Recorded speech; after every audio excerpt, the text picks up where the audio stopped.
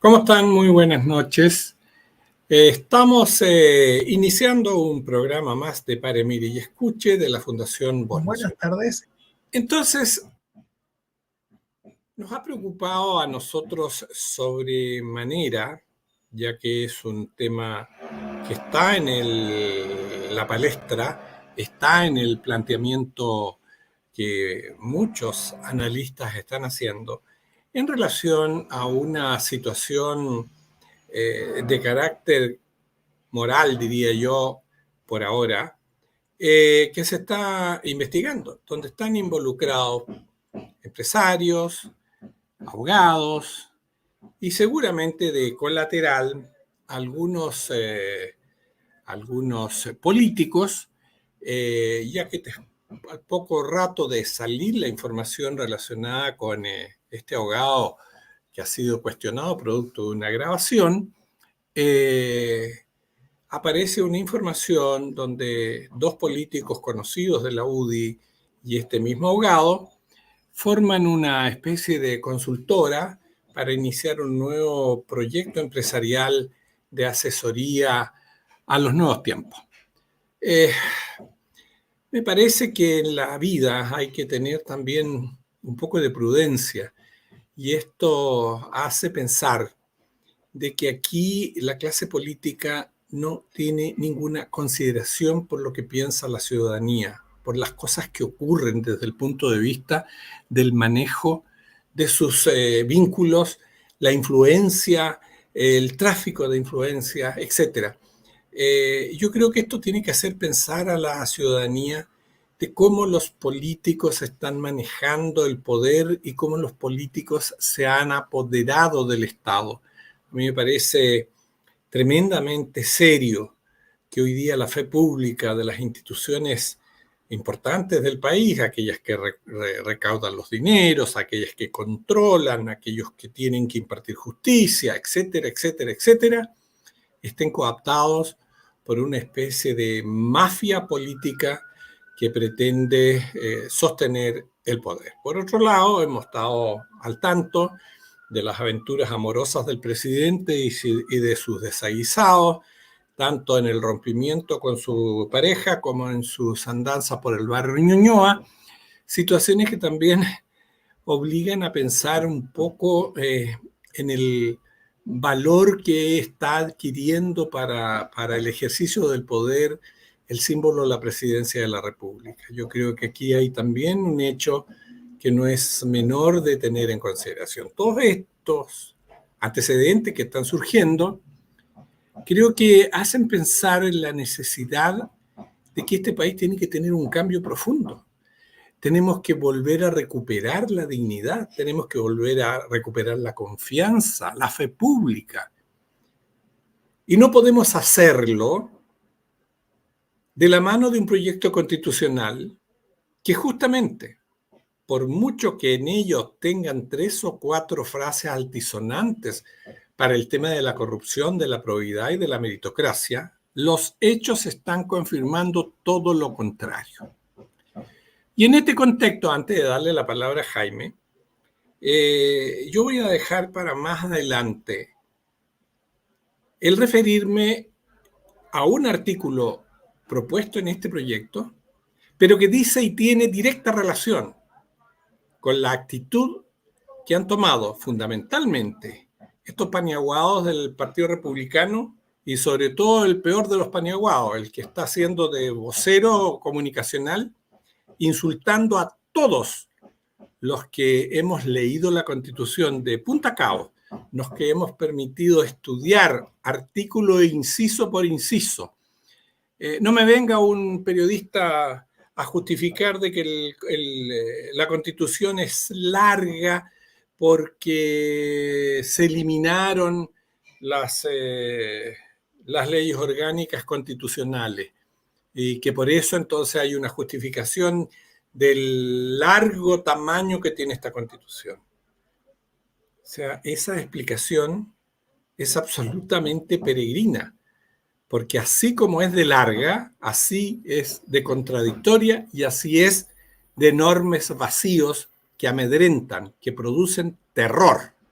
Por lo tanto, nos vamos a quedar hasta aquí y le dejo la palabra a Jaime, pensando de que después de estos escándalos, de esta cantidad de escándalos que están surgiendo y que son de marca mayor, la derecha cobarde, la derecha que ha estado detrás de este proyecto constitucional debiera estar francamente en estampida, porque más de algo les va a llegar. Te dejo la palabra, Jaime. Muchas gracias, Osvaldo. Yo, en primer lugar, quería recordar dos conceptos que son propios de la filosofía política tradicional, que son conceptos de soberanía social y soberanía política. La soberanía política es la que se refiere al ejercicio del poder y que se va a ejercer a través de aquellas personas que llegan a los cargos de cualquiera sea la forma de elección, ¿no? En el caso nuestro son elecciones periódicas donde se eligen los distintos cargos con sistemas distintos de elección. Y la soberanía social es la que reside en la nación y que es precisamente el límite bajo el cual el poder político tiene. Ya hemos conversado en programas anteriores que lo que hace esta Constitución es reducir todavía más el poder ciudadano y entregárselo a los partidos políticos. Una Constitución pensada por y para los partidos políticos, ¿no? Donde los partidos políticos forman parte de la estructura de participación ciudadana, así están puestos dentro del diseño de la nueva Constitución, y donde el diseño del sistema político gira en torno a eso. Yo les quiero poner un ejemplo hecho conforme a la aplicación de las normas que dice la Constitución relativa a la Cámara de Diputados. Nos ha dicho que la Cámara de Diputados se reduce a 138 miembros. Es lo que efectivamente dice el artículo 30 transitorio, que señala que la ley que adecue el Congreso establecerá como un número de integrantes de la Cámara de Diputados y diputadas, como es eso el nombre que tiene puesto en la Constitución, 138 personas. Pero el artículo 52.3 agrega algo. Dice que esta integración debe ser proporcional a la población de las distintas regiones. Es decir, no solamente se trata de una reducción numérica, sino que se trata de una reorganización de la representación de las regiones en la Cámara de Diputados. Yo hice el ejercicio tomando como referencia los datos de población del censo del año 2012, que es el último censo oficial, corregido con lo que se hizo el año 2017, ¿no? Estas dos informaciones son las que nos dan cuenta de la población del país. Creo que no es muy difícil aventurar dónde se concentra la mayor parte de la población del país. En Santiago, un 40% de la población del país. En Valparaíso, un 10,4% de la población del país. Y en Biobío, un 9,1%. Hasta el momento del censo del 2012, Biobío estaba junto con Ñuble, entonces era un poco más, casi un 11%. Pero el 60% de la población del país está repartida en tres de esas regiones. Y las regiones extremas del país, es decir, Arica por una parte, Magallanes por la otra, Tarapacá por una parte, Aysén por la otra, tiene una población que ronda el 1%. En el caso de Aysén es un 0,6%, en el caso de Magallanes un 1%, en el caso de Arica un 1,3%, en el caso de Tarapacá un 1,8%. Si llevamos estos porcentajes de población a la representación que tendrían en la Cámara de Diputados conforme a una integración menor, el resultado es que hay regiones, las dos extremas, Aysén y Magallanes, que quedan con una representación de un diputado. Hoy tienen 3. Las regiones del norte tienen 3 y quedan en 2. Pero Santiago, que tiene actualmente 47 diputados, es decir, menos de un tercio de la composición de la Cámara de Diputados, pese a la población que tiene, se incrementa a 55 diputados. Ahora, si uno hace los cálculos, considerando lo que ha sido la elección por bloque político dentro de cada una de esas regiones, teniendo lo que llamaríamos derecha, que va del Partido Republicano, Chile Vamos y algunos partidos menores, lo que podríamos llamar la izquierda, que son u oficialismo, y por otra parte los partidos que no están encasillados en ninguna de esas estructuras. El resultado es el siguiente, si hacemos la proyección. 60 diputados para la derecha, 66 para el oficialismo y 12 para el otro bloque. Hay que tener presente que para aprobar cualquier ley se necesitan mayoría de los senadores y diputados presentes en la sala. Y las leyes institucionales, mayoría de los senadores y diputados totales.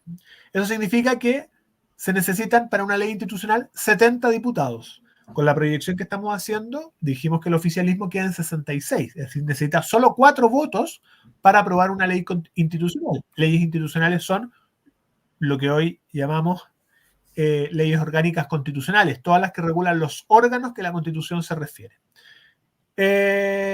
Por lo tanto, con esta composición las regiones ciertamente pierden y se da una composición y es distinta a la actual.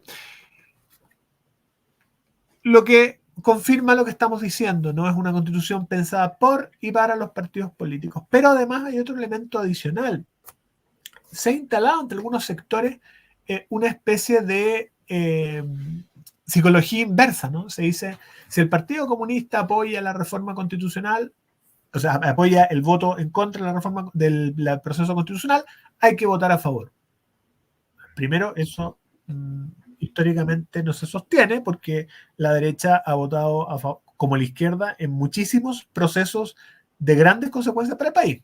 Lo hizo votando, absteniéndose en el plebiscito de la Constitución del 25, lo hizo a favor de la reforma constitucional que permitió la reforma agraria, y lo hizo en el Congreso Pleno en 1970 para investir a Salvador Allende presidente de la República, donde fue electo con 153 votos, y esos 153 votos son también votos provenientes de la derecha. Por lo tanto, ese argumento es falaz desde el punto de vista histórico, y lo que hay que analizar es qué dice el texto.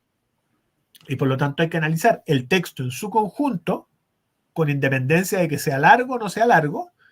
Hay que centrarse a ver lo que dice el texto y cuáles son las consecuencias que el texto tiene. Porque si uno va analizando las distintas normas, como lo hemos hecho en programas anteriores, se va dando cuenta que en realidad aquellos titulares que han ido presentando los que sostienen la opción a favor no son reales. Las contribuciones tienen una bajada legal que en realidad desactiva la norma. La inmigración tiene una bajada legal que además hace referencia a tratados internacionales que desactivan la norma. La llamada Constitución de la Seguridad en realidad no es tal, porque son cuestiones que o hoy están presentes o son de una aplicación bastante dudosa en el futuro, partiendo porque se crea una nueva policía, luego la Agencia contra la Corrupción, que duplica las funciones de la Contraloría General de la República. ¿Los problemas de Chile son hoy de falta de marco normativo o son de aplicación de los marcos normativos y sobre todo de selección y control? Eso es una cuestión a preguntarse y no dejarse convencer por estas llamadas que en realidad no son más que buenos deseos. Pensar que con la Constitución, con estas normas que son de rango legal y que quedarían recogidas en la Constitución, todo va a cambiar para mejor. Que ciertamente eso no va a ocurrir. En realidad el texto presenta muchos otros riesgos que hemos ido comentando y que seguiremos haciéndolo en este mes que queda. Gracias, Jaime. Hola, Álvaro. Nosotros partimos en forma rápida porque Jaime tiene que salir de programa en unos minutos, así que no perdamos tiempo y vamos contigo, Álvaro. Por supuesto, nada nuevo ahí bajo el sol, todo lo que ha sido siempre será. Son las palabras de la Eclesiastés con que se inauguran los primeros versículos de ese libro sapiensal del Antiguo Testamento. Y durante todos estos programas hemos ido analizando, desmenuzando y escrutando el anteproyecto constitucional, que no tan solo es producto de un proceso ilegítimo, dicho hasta la saciedad, sino que además está muy mal redactado. Hablaba de la participación política, Jaime. Lo propio de una democracia, como lo hemos dicho hasta la saciedad, es que se haga realizable la idea de la igualdad.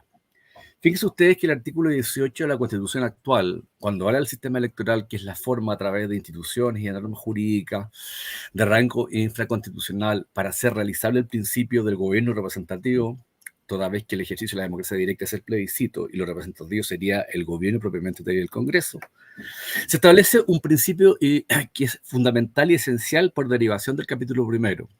Dice que siempre la norma jurídica, la ley, la Constitución deberá precaver la plena igualdad de participación y de integración a los procesos electorales entre los miembros de los partidos políticos y los independientes. Y esa norma que recaba, que hace una precaución de la igualdad, hoy día se suprime y no existe.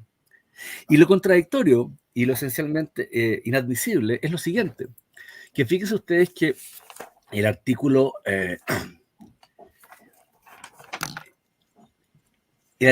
segundo, párrafo primero, de repente tengo una suerte como de detención porque la técnica es más, confunde.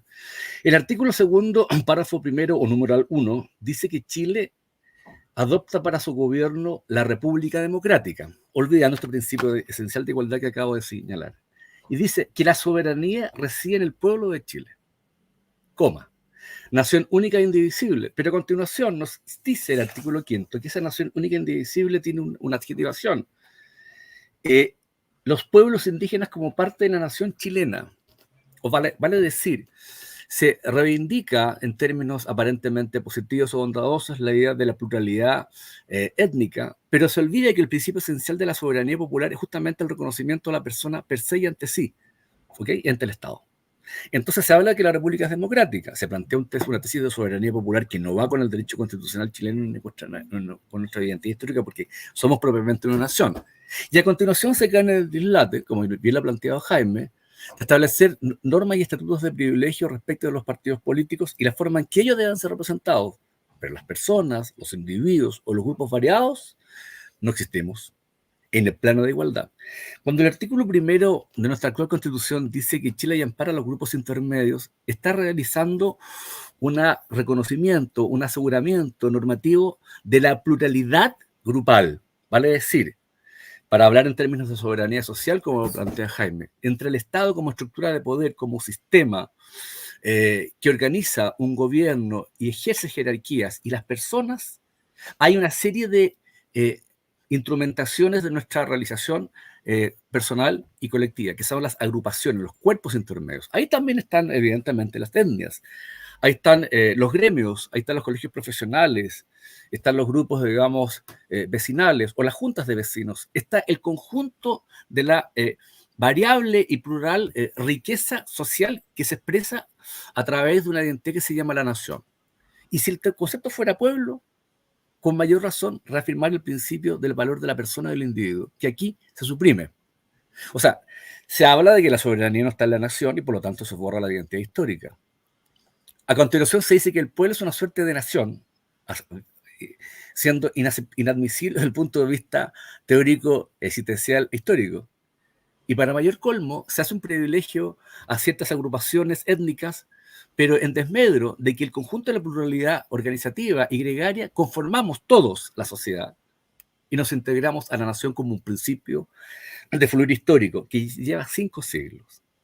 Esos son uno de los tantos dislates que conoce o que muestra este proyecto ilegítimo y muy mal redactado.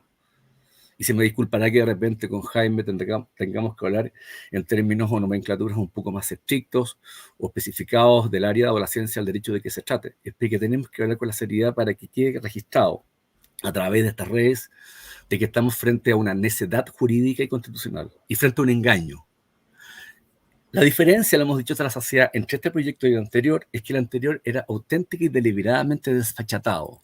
Y el pueblo, a través de las redes y los sistemas de comunicación abiertos, estaba perfectamente informado. Hoy día, el escándalo no es ese. El escándalo es grave. Es del engaño, de la confusión, del error dialéctico, de la deliberada, digamos, o quizás homicida por ignorancia, descuido de carácter gramatical, de algo que no resiste análisis. El pueblo antecede a la nación. La nación es un proceso de mayor complejidad e integración de identidad cultural. Y esa identidad cultural supone el reconocimiento a todas las agrupaciones y personas que se establecen dentro de la sociedad de pluralidades, que conforman un solo todo. ¿Se dan cuenta? Eso se suprime, eso se elimina.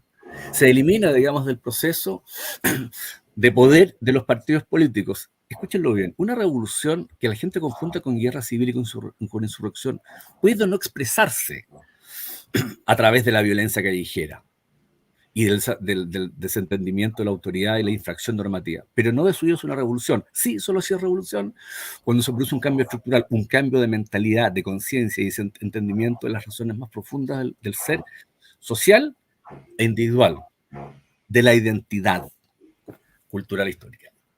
Y eso, para que sea tal, proviene de alguien que tiene la nomenclatura, maneja el poder, que es capaz de alterar el lenguaje y en el caso moderno, tener todas las tecnologías comunicacionales para hacerlo.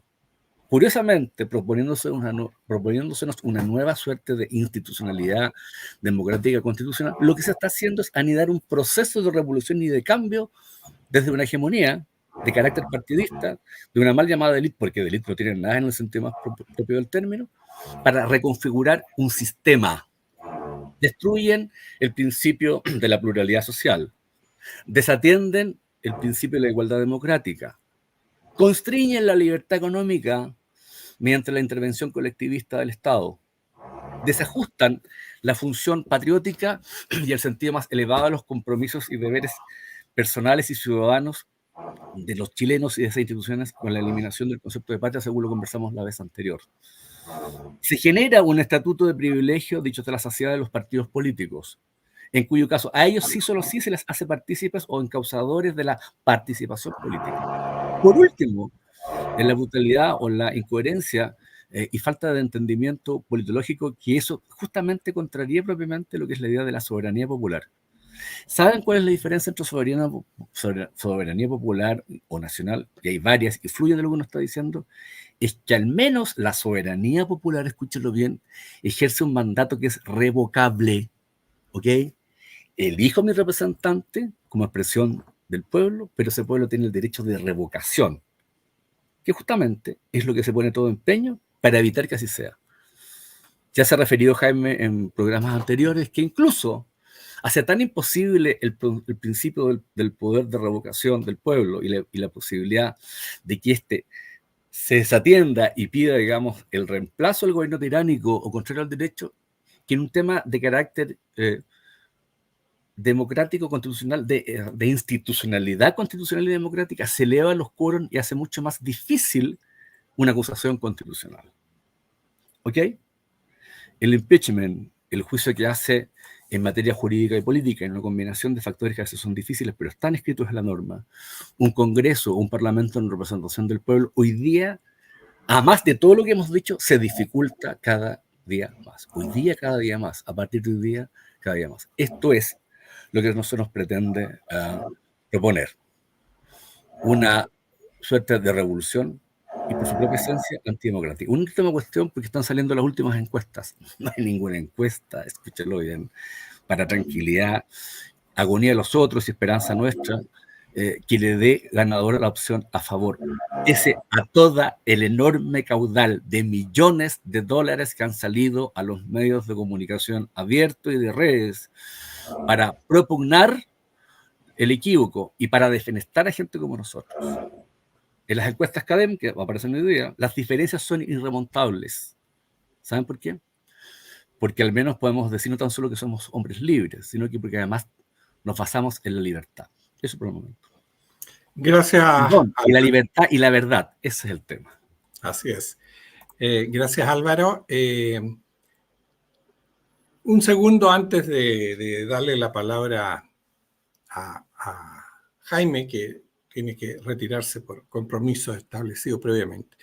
Hay aquí una situación que me parece a mí que ya ha llegado al límite de lo burlesco.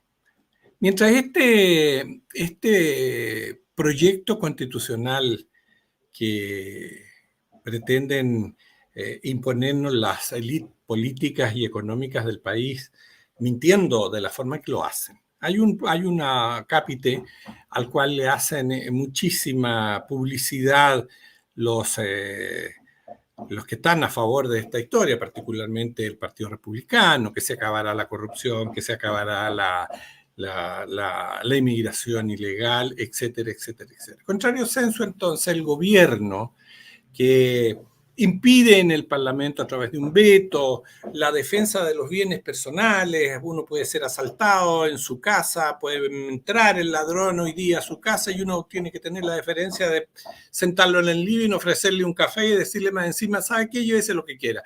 Pero en estas consideraciones ha ocurrido un hecho que a mí me parece que, aparte de lo grave, de lo maquiavélicamente siniestro para reírse de la población chilena, es el acto presidido por la ministra Toá y por la ministra de Defensa en las fronteras del norte de Chile, inaugurando con corte de cinta la instalación de un megáfono que le dice a los inmigrantes: señores, están pisando suelo chileno, tengan cuidado. O sea, ustedes comprenderán que un megáfono no va a parar la inmigración. Van a seguir caminando y van a seguir atravesando la frontera donde hay un militar con su arma cruzada que no la puede usar y que tiene que recibir al que no le hizo caso al megáfono y llevarlo a cumplir con el trámite al puesto aduanero más cercano. ¿Ustedes se imaginan en lo que estamos? Eso ha ocurrido con la ministra del Interior, con la ministra de Defensa, que fueron a cortar la cinta de un megáfono. O sea, lo mismo que un señor que está en la plaza alabando a Dios con un megáfono. Más o menos es la misma historia, pero esto en la frontera. Te dejo la palabra, Jaime. Gracias. Yo quería seguir comentando parte de la argumentación que se da, ¿no? Porque hay una discusión sobre el texto, sobre el contenido, que se elude. Nosotros en este programa y en otros programas y otras personas ciertamente han hecho un comentario sobre el texto y se centran en normas de distintos sectores, ¿no? Han analizado el texto y van presentando lo que dice, pero si uno ve a los defensores de la opción a favor, lo que se da cuenta es que simplemente son titulares y finalmente una especie de adhesión psicológica o una adhesión de cariño a este proyecto porque vendría a representar el fruto espiritual del sector. Pero, ¿qué está diciendo el programa? La propuesta, concretamente. Se dice, no, es que es el mal menor frente a otras alternativas, y ahí se dan los argumentos del quórum, se dan los argumentos ya hemos dicho, de quienes votan en contra, etc. Pero ¿qué dice el texto? ¿Se han detenido a ver el texto y analizar el texto? Porque aquí lo hemos hecho y eso hemos querido insistir. Osvaldo ponía recién el ejemplo de la ley de usurpaciones. Creo que lo comentamos en un programa anterior.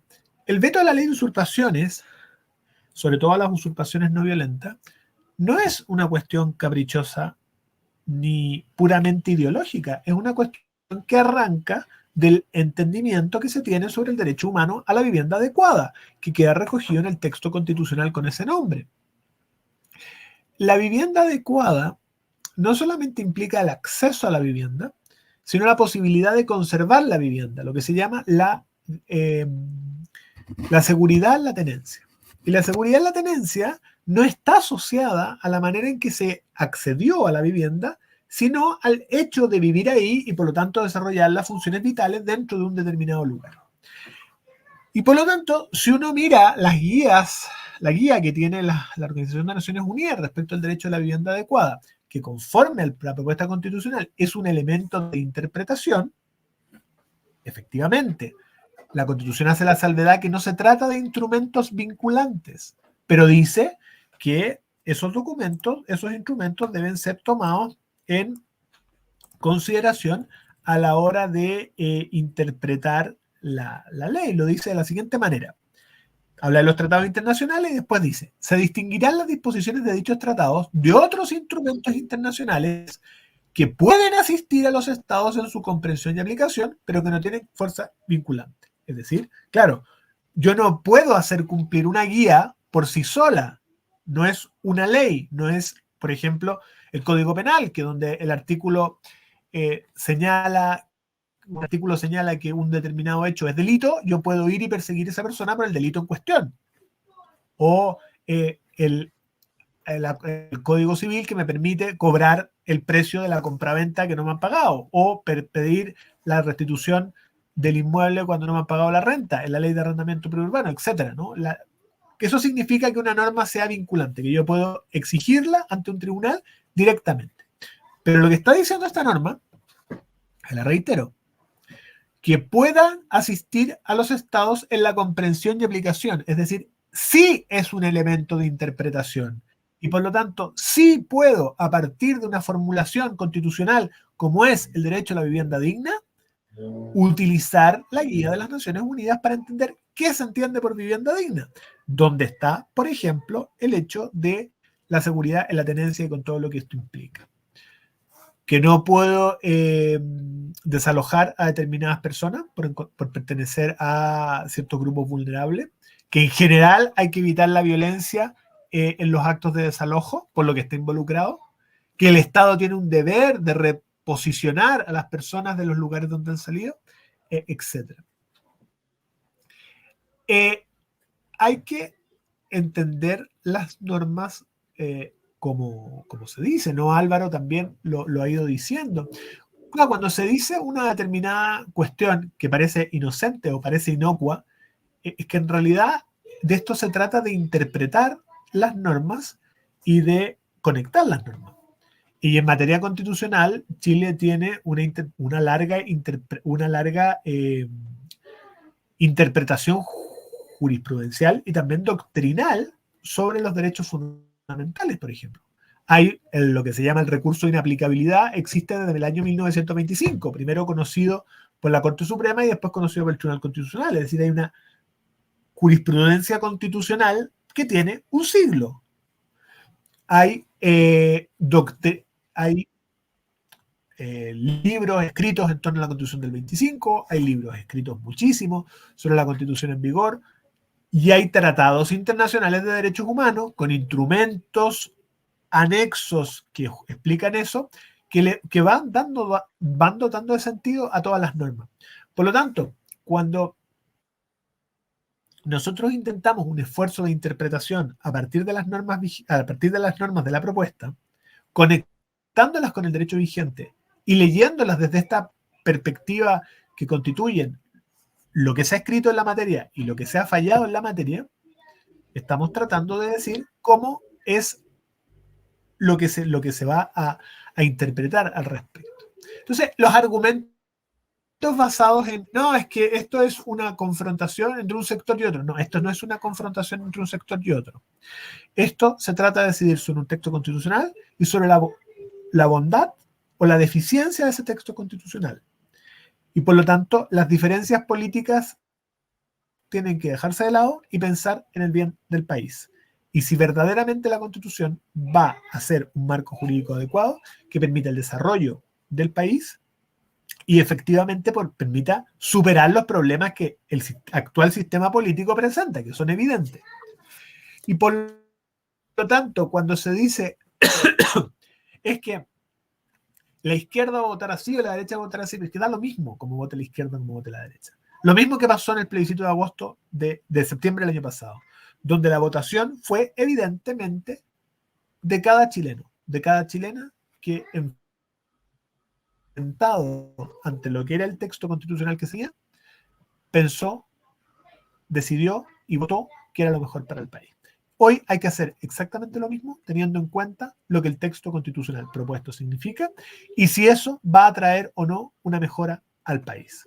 Esto no es votar un programa de gobierno, no es elegir a un candidato, esto no es elegir a una determinada coalición, es pronunciarse sobre el texto que va a servir de marco jurídico y político al país durante un determinado número de años. ¿Cuál fue, lo hemos dicho varias veces, la principal objeción que se ha hecho en torno a la Constitución vigente? El problema de su legitimidad de origen. ¿Qué es lo que están llamando a aprobar algunos?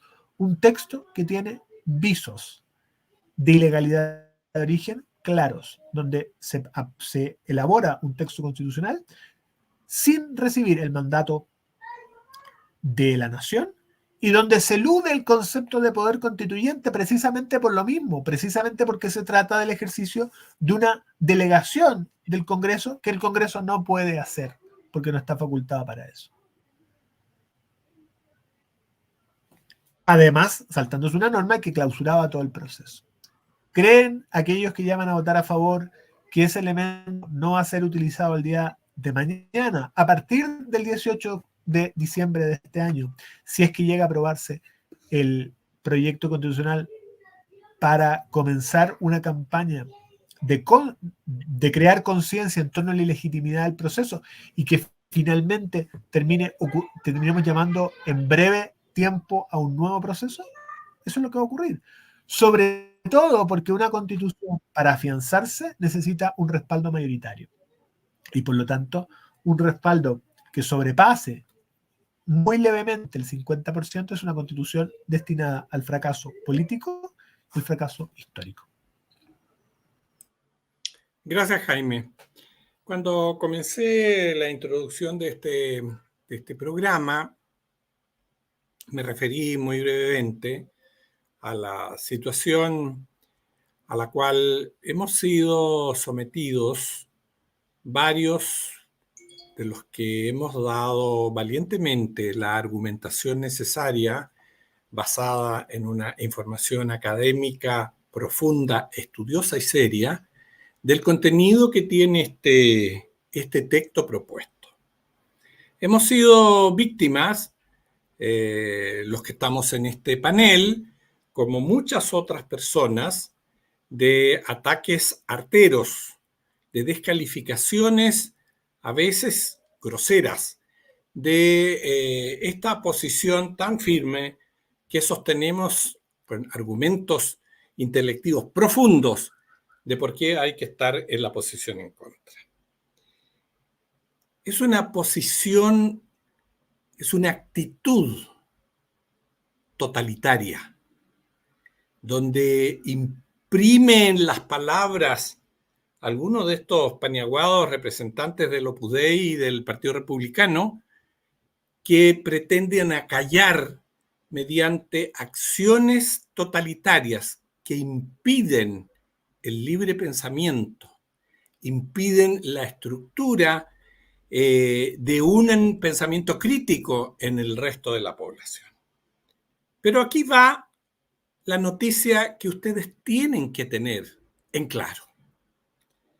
Releyendo este documento propuesto, está el artículo 16 en el número 25, donde está claramente expresada la actitud de un totalitarismo perverso, en el cual estos nuevos apóstoles que llaman por una buena constitución y por los buenos tiempos, pareciera ser que pasaron por alto y no se fijaron en la redacción del proyecto a plebiscitar. O lo hicieron conscientemente porque su mentalidad es totalitaria y lo dejaron ahí para poder ejercer algún tipo de poder a través de este artículo 16, número 25. En este artículo, y reitero el número 16, se habla del derecho a la cultura. Este es un nuevo derecho que se suma a todos los otros derechos que están en distintos otros incisos y artículos de este proyecto. El punto, señores, como lo ha reiterado muchísimas veces otra persona que ha sido víctima de un ataque violento, que es Vanessa Kaiser, este derecho no aparece sustentado en ningún elemento, en ningún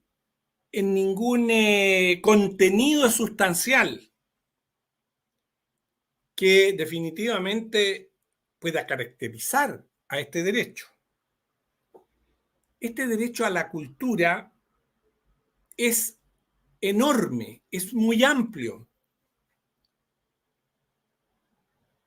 Y en vez de delimitar una facultad en favor de las personas, pues se supone que es un derecho para las personas, ¿ya? Este derecho a la cultura favorece la entrega de una prerrogativa absoluta al Estado, es decir, al gobierno de turno. Entonces, ¿se imaginan ustedes qué es lo que puede hacer un gobierno con una facultad tan amplia como este derecho, que no tiene normas ni leyes que lo regulen, solo el imperio de lo que está escrito en la Constitución que se quiere plebiscitar en la eventualidad que gane? Esto es importante que ustedes lo tengan, porque esto de lo que yo estoy diciendo amplio se sostiene en la letra C del artículo 16, número 25. Dice: el Estado promoverá la relación armónica y el respeto a todas las manifestaciones de la cultura. Asimismo, fomentará la actividad cultural mediante mecanismos de financiación, consolidando la diversidad local y regional y garantizando la visión de esta. Este nuevo poder que yo estoy sosteniendo al leer este artículo es un poder que queda absolutamente fijo a la discrecionalidad de la autoridad cultural, obviamente. La propuesta no se remite a una ley futura, como es el caso de los otros derechos. Se impone solo por el ejercicio escrito en el artículo 16 de la Constitución. Entonces, hay que tener presente que esta es una situación gravísima de aprobarse, porque el Estado, bajo el pretexto de la cultura, se meterá en todos los aspectos de la vida social y nacional del país. Esto es tan cierto, porque tal como lo ha explicado Jaime, la Constitución no es una lectura de una novela. La Constitución es una red de artículos que están interrelacionados. Por lo tanto, ¿ya?, existe absoluta concordancia entre este artículo y otros que están también en este proyecto constitucional, como por ejemplo todo aquello que habla del desarrollo sustentable y de la Agenda 2030, en que por el contexto que entiende el Estado o el gobierno por cultura, se enchufa en forma obligatoria el tema de una buena educación culturalmente aceptada, pero resulta que en esa buena educación va implícita la educación sexual integral, que es un tema que está solo inserto en la Agenda 2030. Por eso no me extraña para nada, no me extraña para nada la acción crítica totalitaria que tienen los que nos están vapuleando por el hecho de estar denunciando estos hechos. Y un paniaguado dice que nosotros nos hemos dedicado a ver la coma, a ver si hay una palabra mal redactada o alguna palabrita mal empleada. Bueno, ¿y de qué se trata la Constitución, señor Rojas? Si basta solo la interpretación de una coma o de una mala palabra empleada para que el sentido cambie completamente y la interpretación cambie completamente. Yo le quiero pedir a este señor que no se atreva nunca más a abrir la boca para sindicarnos a nosotros de artífices de un pacto con el Partido Comunista. Ninguno de los que está en este panel ha tenido ni siquiera contacto con un Partido Comunista. Es más, en lo personal, señor Rojas, yo fui a la Cámara de Diputados cuando el presidente Lagos propuso el Consejo Nacional de la Cultura y junto a otras personas que estaban en el mundo de la gestión cultural y destacados artistas nacionales, fuimos a la Cámara de Diputados a hacer un planteamiento para decir que cuando el Estado generaba un órgano de control de la cultura, estábamos en víspera de un totalitarismo, porque estas acciones de control del Estado ahora a través de la Constitución matan dos cosas fundamentales: matan la creatividad y matan la formación de un espíritu crítico. Yo entiendo al señor Rojas que estos elementos él los defiende el artículo 16, porque estoy cierto que dado la condición de su pensamiento religioso, bueno, querrá transformar el país en una acción clericalista o en una acción fundamentalista o como quiera llamarlo. Pero cuidado, no siga por ese camino porque van a salir ejemplos como este que lo liquidan a usted. En esto está usted de acuerdo, señor Rojas, en el control de la cultura y del pensamiento por la Constitución que usted está llamando a votar a favor. Te dejo la palabra, Álvaro. Muchas gracias, Osvaldo. Sigamos entonces en este ejercicio normativo y hermenéutico. Tú hablaste de la buena educación, me acordé de la película, parafraseando, La mala educación de Almodóvar. Recomiendo que la vean. Ahí se va a entender en forma gráfica, plástica, auténticamente plástica, lo que estamos hablando.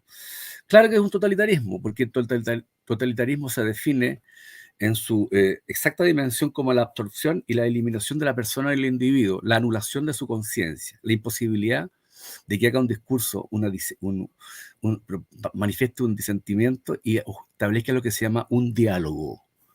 Cuando se genera un logo, es una inteligencia y aparece otro que es capaz de persuadir, controvertir, digamos, o contrapuntear, o como le quieran llamar en un lenguaje profano, o más técnico, o más científico. La cuestión concreta es que tú requieres 2 y 3 razonamientos para ir armando un sistema de verdades o de proposiciones, enunciamientos serios. Aquí se suprime el diálogo porque se suprimen logos porque se elimina la conciencia. Y la conciencia eliminada como tal en lo que es la versión exacta de lo que es el totalitarismo es un fenómeno moderno que se empieza a anidar sobre todo a partir de los rasgos del iluminismo y el enciclopedismo exacerbado del siglo XVIII. ¿Y saben cómo se instrumenta? Les voy a decir, a través de partidos y facciones. La verificación histórica y de los regímenes políticos dicen que son generalmente, procesos ideológicos totalitarios, justamente son totalitarios porque son ideológicos y son partidistas, en cualquier versión. Por ejemplo, el Partido Comunista. Por ejemplo, las exacerbaciones nacionalistas de la Europa de la primera posguerra. Por ejemplo, los comités. Hoy día conocimos un comité de expertos. Les cuento, en la Revolución estaba el Comité de la Salubridad Pública. Ya el nombre comité como designación, implica una cercanía lógica, mejor dicho, ideológica o incluso politológica a la idea de la imposición. Comité de expertos, Comité de Salubridad Pública. ¿Ok? Sigamos con Jaime. Fíjense ustedes que el artículo 159, párrafo 2, o numeral 2, o inciso 2, no sé cómo le llamarán, dice algo que está de suyo, entendido en la función jurisdiccional, pero ellos intentan la necesidad de ampliar las explicaciones. Dice, le corresponderá a la Corte Suprema velar, escúchenlo bien, por la uniforme interpretación y aplicación del ordenamiento jurídico, y garantizar la efectiva vigencia de los derechos y garantías constitucionales. Yo debería entender positivamente que lo que se está diciendo es que el tribunal en cuestión, el Tribunal Supremo o la Corte Suprema, es de suyo un tribunal de casación, cuestión que no es novedosa, porque ahí viene el derecho comparado, sobre todo continental europeo. La cuestión concreta es que cuando tú hablas del ordenamiento jurídico, para decirlo en forma simple, hablas del todo el conjunto de normas y preceptivas que tienen vigencia dentro de un sistema político, que son el derecho interno, bajo el mandato o bajo la orientación de la Constitución, como supremacía, como el derecho internacional, ¿ok? Las normas de derecho extranjero, o sea, las cuestiones o sentencias del derecho extranjero que se puedan convalidar en Chile, o digamos que se puedan hacer aplicación, y la reglamentación que surge del acuerdo de voluntad, que son los contratos. Pero ocurre que como parte del ordenamiento jurídico, siendo el derecho interno, la Corte Suprema tiene que reenviarse a lo que dice el artículo 3º, número 2, que las normas del derecho interno, paréntesis, parte del ordenamiento jurídico, según lo acabo de decir, deberán interpretarse de forma compatible con la Constitución y considerando, atendiendo en razón de, ese es el sentido de la frase, si es que tiene algún sentido, las disposiciones referidas a los derechos y libertades de los tratados de derechos humanos. O sea, reenvían por una cuestión de regresión a la matricialidad normativa, desde el punto de vista interpretativo, a lo que dice el artículo 3º y el capítulo 1. O sea, la Corte Suprema como tribunal de casación sí puede cumplir con su tarea de uniformidad de entendimiento igual y uniforme del derecho, si es que en lo que se llama derecho interno sigue los tratados internacionales en materia de derechos humanos. Y a continuación, punto seguido dice, distinguiéndose las disposiciones de esos otros instrumentos que yo denomino, que todos conocen, soft law.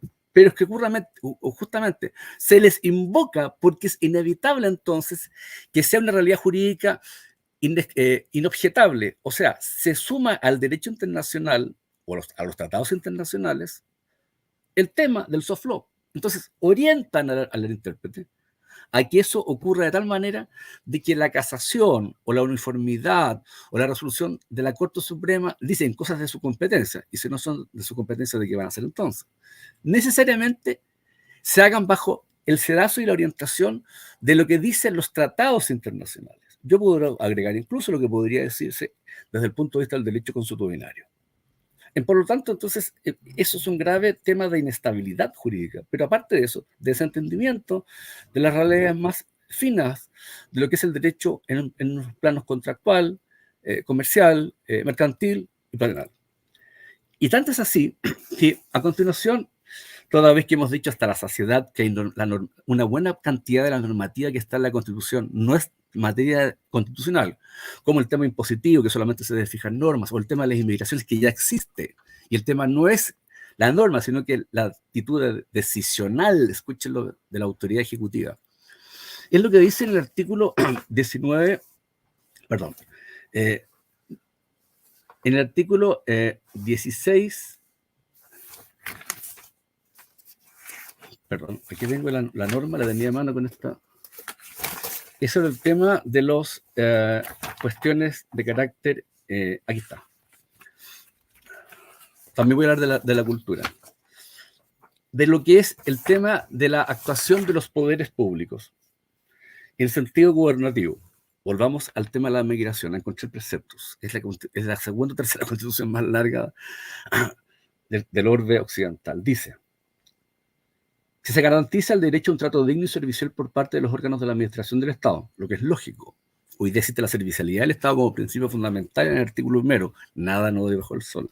Dice, literal A, las decisiones que emanan de la administración serán debidamente fundadas e impugnables tanto administrativa como jurisdiccionalmente. Y lo cual es correcto. Cabe sostener en el tema preciso que nuevamente es mentira, falso, falaz decir de la inmigración ilegal expulsada, porque necesariamente por la condición de tales de personas afectadas por la decisión estatal, tienen derecho de suyo a recurrir dentro de los plazos y términos a recursos de carácter administrativo y judicial. Y como el derecho a la migración es un derecho humano, para cuyo evento el derecho interno debe interpretarse según los derechos humanos, resulta inútil sostener esta forma de normativa o pseudonormativa y vociferancia de carácter político antimigratorio, porque es falaz, es demagógico y es populista. O sea, el texto constitucional lo impide de suyo. Lo que pasa es que el texto, entre las varias cosas que tiene, producto de su deficiente, digamos, estructuración y redacción, es que es incoherente. Pero toda coherencia, o mejor dicho, toda incoherencia, cede a una síntesis en lo que es el capítulo primero y la subordinación o el sometimiento o la sujeción, hablemos en términos jurídicos, al tema de los tratados de derechos humanos. Ahora, lo que dices tú con el tema de la cultura, aquí no me voy a perder. Bueno, la verdad es que cuando tú hablas del derecho a la cultura, pareciera ser que es una cuestión bondadosa o al menos benévola. Pero mire lo que dice el artículo 25. Dice, literal B.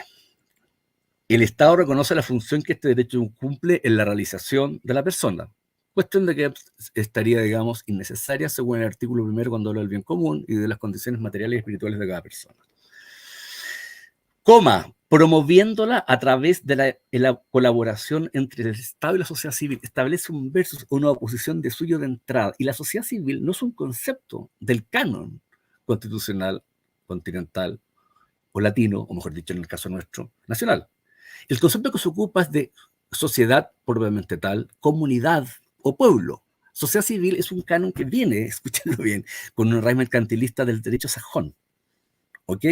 Hay un libro muy bueno, Lifeholz, espera, a ver, lo tengo por acá, un constitucionalista, ¿me permiten un medio minuto porque esto es importante?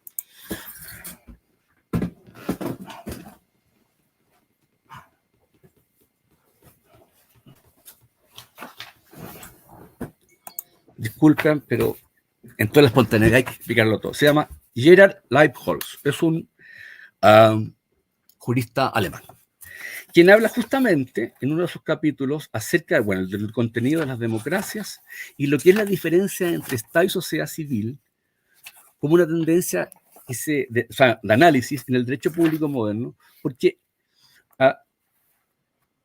corresponde a una suerte de dialéctica y por lo tanto de oposición en lo que es la sociedad inglesa. ¿Okay? Y eso no es malo. El problema está que nosotros no nos entendemos o instrumentamos el lenguaje o pseudo lenguaje politológico normativo que nos pretenden imponer, porque ya cuando tú estableces, por razón de genuina matricialidad de cómo se origina el canon, la idea de Estado y sociedad, estableces un versus necesariamente. Y el Estado, que es la síntesis de la comunidad en que todos nosotros nos reunimos para alcanzar el bien común, se transforma en un adversario. Pero dicho eso, suponiendo que fuera un poco fina mi interpretación, viene a continuación. El Estado promoverá, escucha bien, la relación armónica y el respeto de todas las manifestaciones de la cultura. ¿De cuándo esta parte que el gobierno? Porque aquí se establece la oposición entre Estado y sociedad. Por lo tanto, debemos entender que el Estado se entiende en el sentido gubernativo y gubernativo es el gobierno. ¿Desde cuándo hasta que el gobierno le corresponde a él entender lo que es el respeto a todas las manifestaciones de la cultura? Si es un sistema de libertades, el gobierno simplemente tiene que respetar lo que normativamente se dedica en un plano constitucional sobre el sentido de lo que es la realización de la persona, entre los cuales uno fundamental es la cultura. Entonces, no resiste análisis. Tú tienes razón. Esto es una forma encubierta, o que para mí muy abierta, de instalar un principio de totalitarismo. Y tanto es así que como es una norma que debe regresar a la matricialidad, del sistema conforme al cual se interpreta y se hace la hermenéutica, que es el capítulo primero, escúchelo bien, relaciona en este artículo que les acabo de leer, en la norma precisa que les he invocado, cuya introducción en un momento hace Osvaldo, dice lo siguiente el artículo primero, número 6. El Estado, dice, promoverá las condiciones de justicia y solidaridad, para que la libertad, derechos e igualdad, bueno, aparte de la cacofonía, dad, ¿se dan cuenta? Solidaridad, libertad, igualdad. Perfecto. Problema de los que redactaron. Coma. Removiendo los obstáculos que lo impiden, dificulta. El verbo rector de la actitud teóricamente proactiva del Estado en justicia y solidaridad es la remoción. Ese es el verbo rector. Entonces, el verbo rector de la autoría es el de remover, no el de regular, el de postular, el de integrar, el de armonizar, el de remover. Debo entender entonces que el gobierno, Estado, lo gubernativo, en el caso de la cultura, debe, para cumplir su fin, hacer un acto de remoción.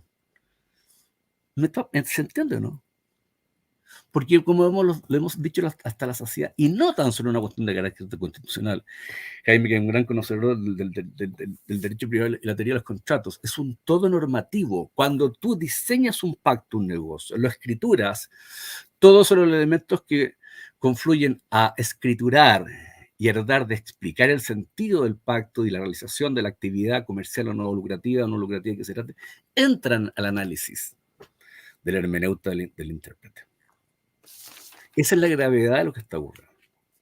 Y esta gravedad es de tal magnitud que todavía, y oscurece la inteligencia en el sentido, digamos, de cómo cuando uno se acuerda de la llegada del Espíritu Santo, que hasta el día de hoy, habida consideración y hecha ninguna excepción de los millones de dólares que se han gastado por los partidos políticos bajo el financiamiento del capital empresarial externo o interno, transnacional o no, no se ha explicado todavía por ningún incumbente, ningún dirigente de un partido político, ningún miembro de un comité de expertos, ningún consejero, UDI, republicano o socialista que tienen la misma homologación, ninguno de estos especialistas de redes, profesores de una u otras universidades, no de la Chile, digamos, al tiro.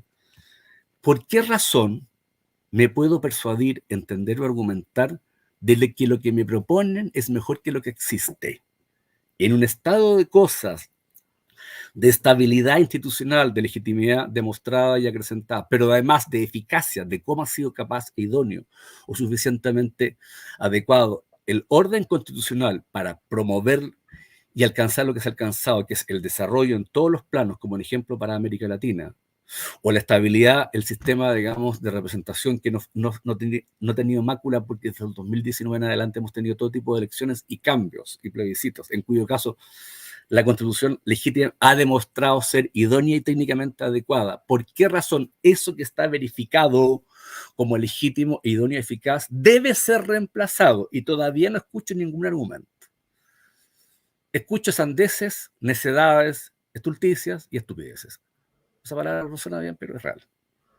Que hay que cambiarlo porque es mejor. La pregunta es ¿por qué? Respuestas en las redes, penosas. Hablan de la rúbrica lingüística. Es que es el 95% mejor, es un 70% perfecto. Entonces quiero que me digan cuál es el análisis sobre el que se sostiene en términos de cuota o de proporcionalidad, por qué es un 75% mejor, por qué es un 95% mejor. Nada de nada. Y los incumbentes o apóstoles, aparte de los apotegmas, como tú bien dices, y todo lo que nos defenestan, salen hablando mentiras, desconociendo la nomenclatura básica, que las esenciales, la cuestión esencial básica de lo que es una norma jurídica, lo que es el derecho. Lo dijimos hace mucho tiempo atrás, siguiendo a Cicerón. El derecho es razón. El derecho es lo que distingue la civilización romana de la salvaje, y el derecho se hizo en los tribunales. El derecho da lugar necesariamente a una interpretación, a fijación de un texto, en una consideración y en un debate dialéctico. Eso es lo que es un juicio. ¿Ok? Todavía no escucho. No, entre libertad y desarrollo, los otros más, no me acuerdo, ya no, o sea, no sé cómo se llama, porque no, la neurona de repente tiene que dar hasta cosas más importantes. No hay ningún solo paper, un solo artículo, un solo refrendo debidamente fundado, que no me justifique y no justifique a los chilenos por qué tenemos que cambiar. Y el argumento que no es argumento, la imputación peregrina es así de brutal y torpe y tosca, de que esto generaría estabilidad. Falso de falsedad absoluta. No quiero referirme a mí mismo, pero ya en ocasiones anteriores he leído de modo textual, ni siquiera a Gramsci, porque no lo van a entender, a Lenin, que es mucho más simple y más claro, de cómo los procesos revolucionarios salían desde el seno de la burguesía, sin hacer un cambio inmediato, un ápice siquiera del tema institucional. ¿Ok? No hay estabilidad, porque evidentemente la misma Constitución, en esta ausencia de rigor científico, dejémoslo a un lado, rigor gramatical, literario, lingüístico, y sin canon, y sin entendimiento de nuestras identidades y realidades, en nuestra historia patria y en el derecho europeo, que es la referencia, no existe ninguna posibilidad que no sea desarticular, desarmar y reformularlo todo, incluso el sistema económico que tanto defienden estos antiestatistas. Porque fíjense que más encima se cae la brutalidad de crear más de 20, entre cambiar y reformular más de 40 servicios públicos. ¿Ok? Eso es un cambio estructural, eso se llama revolución. Entonces, no lo demuestran. Y nos quieren conjugar la idea con la estabilidad. Lo que viene justamente de suyo, por la misma disposiciones transitorias, es la inestabilidad. Cuando llega al sumo de la incultura y la ignorancia y de la mala fe y la perversión, es querer conciliarnos con el Partido Comunista, que quede claro que ni Jaime, ni Ufaldo, ni los ciudadanos, ni nadie de los que está en nuestros programas o en las redes muchas veces, a costa y paciencia de nuestros propios peculios, hemos tenido nada que ver con el Partido Comunista. Sí, yo tengo que ver porque yo todos los días de mi vida, en mi función intelectiva, profesional, modesta, los he combatido. No me he sentado con ellos a transar en comités de expertos ni en consejerías constitucionales. ¿Ok? Ni he ido cambiando ni proponiendo activismos de baja realidad mucho más exacerbados incluso de lo que se conoce en Europa como cartas medioambientalistas. No hemos sido nosotros. En una de las tantas mentiras que lanzan a las redes, el fanatismo republicano dice que hay una supresión. No existe ninguna supresión del Partido Comunista, porque echa la salvedad que no se da, no existe, no es real, no hay una prescripción de nada. Simplemente se atinge a la circunstancia de que está impedida y prohibida la violencia, pero es que es lógico que una sociedad de derechos te prohíba la violencia. Pero no tiene nada que ver. Absolutamente todo es falso. Es una terrible, lamentable, grande y muy bien financiada mentira, con nombres y apellidos. No pretenderé emular a Emil Solá, yo acuso. Los partidos políticos que formaron parte del comité y del consejo, sus dirigentes políticos, sus acólitos y sus financistas empresariales, son ellos los que han elaborado esta gran mentira. Y esta gran mentira no puede perdurar ni perseverar.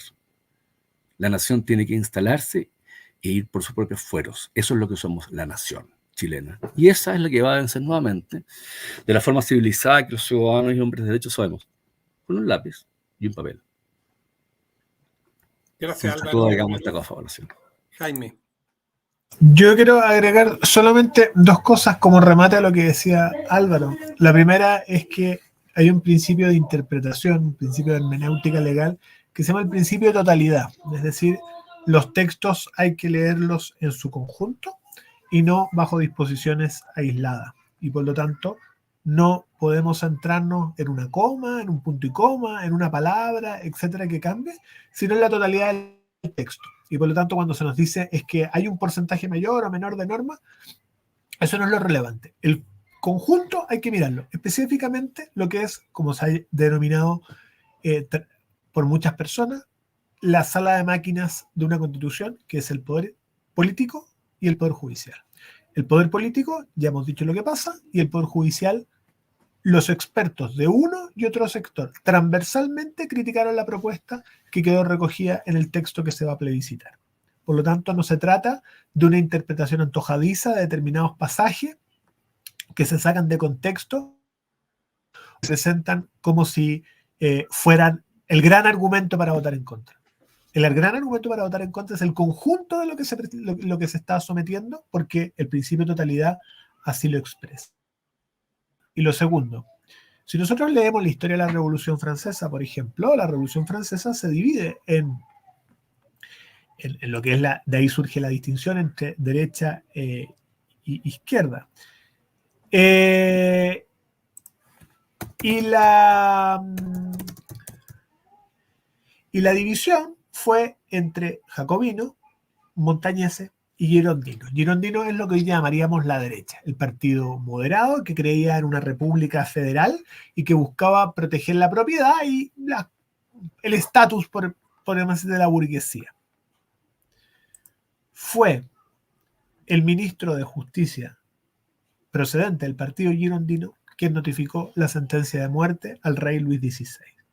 Por lo tanto, los que aparentemente se presentan como los defensores del orden institucional son los primeros que están en fila para hacer leña del árbol caído y destruir la institucionalidad, en este caso representada por el rey, hoy representada por lo que significa la Constitución dentro de este proceso que hemos ido comentando.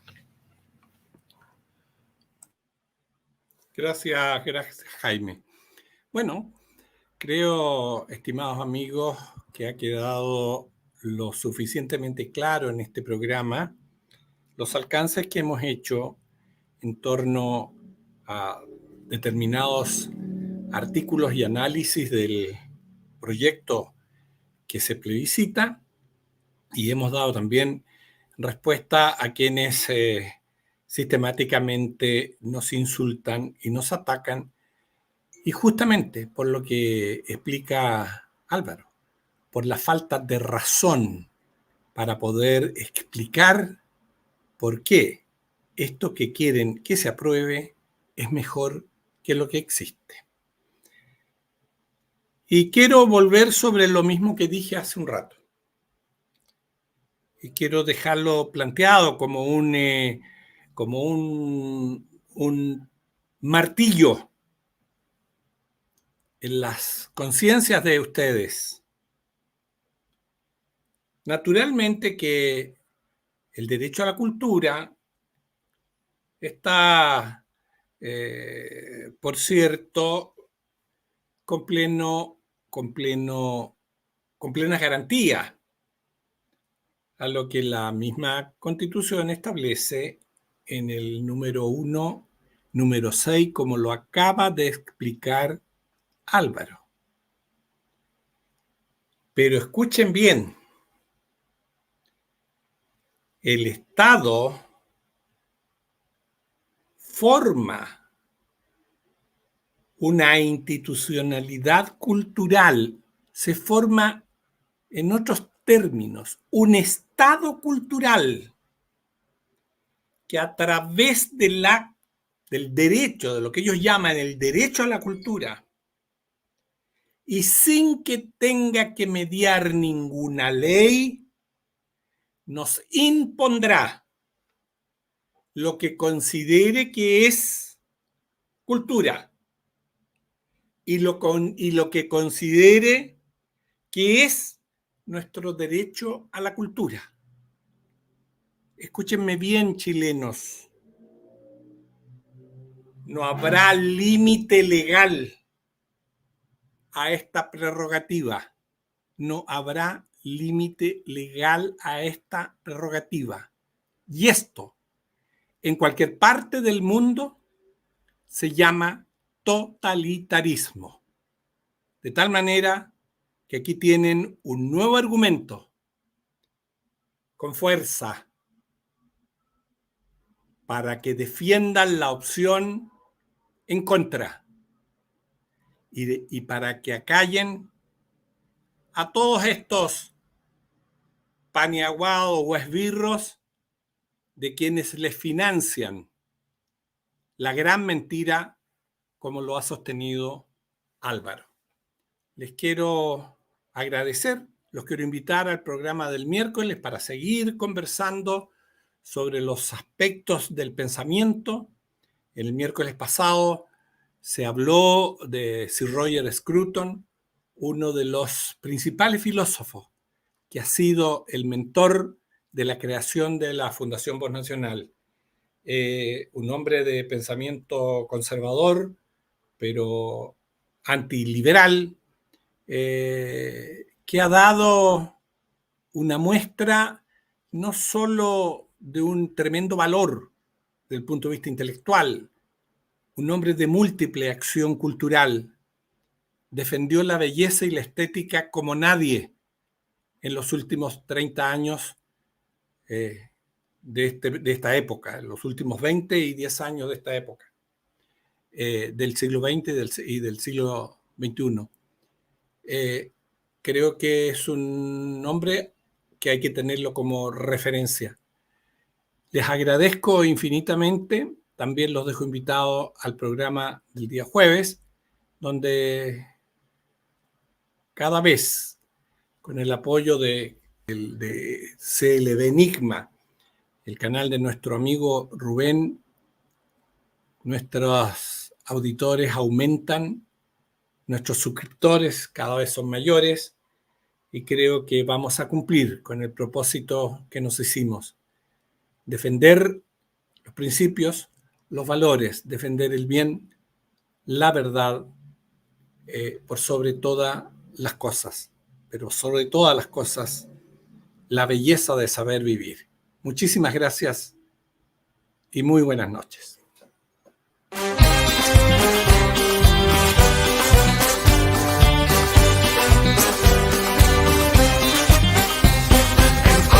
Para ganar Chile vota, porque nos perjudica votar. Por mis derechos yo voto, para cerrar esto voto, para unirnos todos voto, por la justicia yo voto, por las pensiones yo voto, y el 17 se vota así, una línea para en contra y para arriba va el país, así, y el 17 se vota así, una línea para en contra y para arriba va el país, así.